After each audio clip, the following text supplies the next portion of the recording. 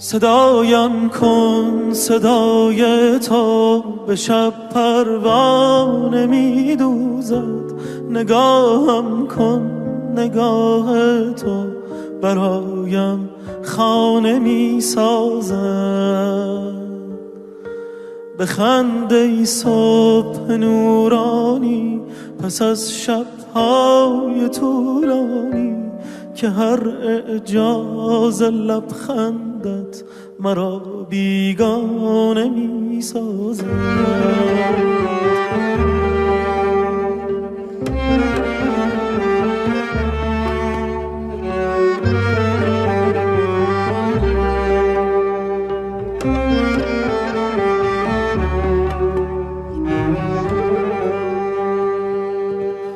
ببار ای آبی آرام بر صحرای خشک من، سحر باغم درختانم برایت لانه می سازد. بریز ای شوق پی در پی به صحراهای آبادم، خرابم کن خراب تو مرا ویرانه می سازد.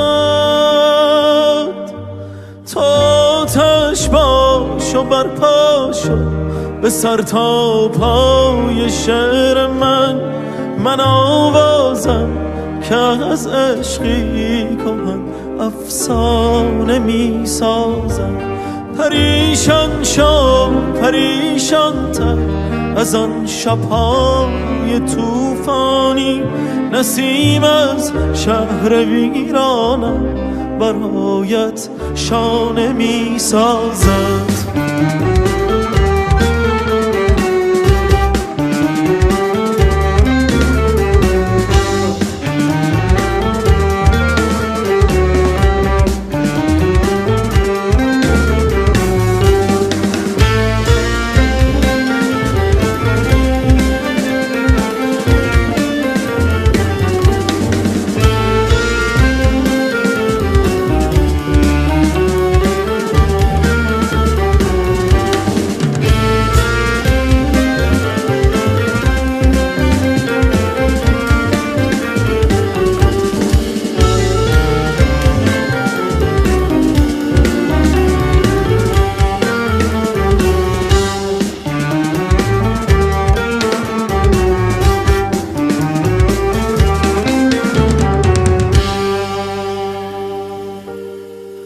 صدایم کن صدای تو به شب پروانه می دوزد، نگاهم کن نگاه تو برایم خانه می سازد.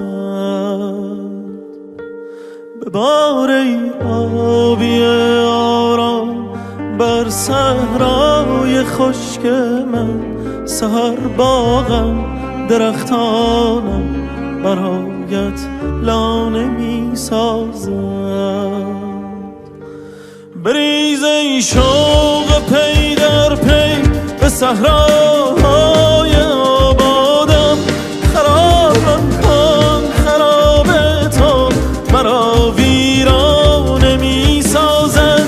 تو آتش باش و برپا شو به سر تا پای شعر من آوازم که از عشقی کهن افسانه می سازد.